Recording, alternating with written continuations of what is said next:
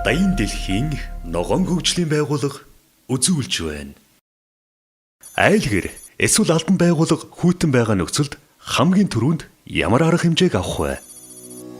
Нэгдүгээрт цонхны зай завсраар болон шилээр дулаан алдагддаг. Зөвхөн барилгын цонхыг дулааснаар дулаан алдагдал 5-аас 15 хүртэлх хувиар буурах боломжтой гэсэн тооцоо байдаг. Иймээс та хамгийн түрүүнд цонхоо дулаалах шаардлагатай. Үүнд шилгээний тоо олон байх.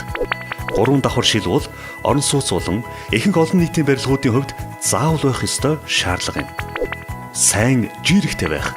Жиирэг нь цонхоор агаар сэгэх гол шалтгаан болдог байна. Цонх хаалганы хувьд уур амьсгал тэсвэртэй EPDM төрлийн жиирэг хэрэгэлдэг байх ёстой.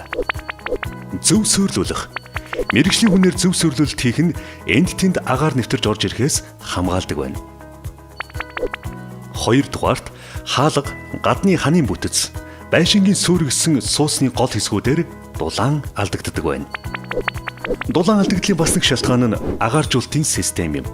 Агааржуулалтын нүхийг хэр хэмжээтэй хийн тэр хэмжээгээр суусны дулаан алдагдал байна.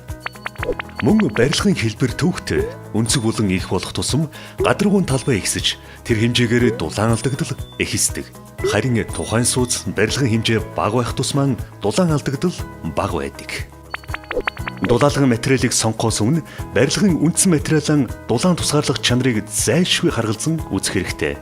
Дулаалгад хамгийн зохимжтой материалууд нь эрдэс хөвөн, сүрлэн бодол, хөөсөн цэр байдаг. Харин Монгол гэрийн дулаан тусгаарлах гол шин чанар нь бүрээс юм. Эсхий бүрээсний зузаан 1-ээс 1.5 см байдаг ба давхар бүрээстэй буюу 2-оос 3 см зузаан эсхий дулаалгатай бол харьцангуй дулаалгах сайтад тооцогддог байна. Айлгэр албан байгууллага дулаан алдагдлыг бууруулснаар өөрийн болоод улс орныхон эдийн засаг, нийгэм эрүүл мэндэд оруулж байгаа маш үнэтэй хувь нэмэр юм.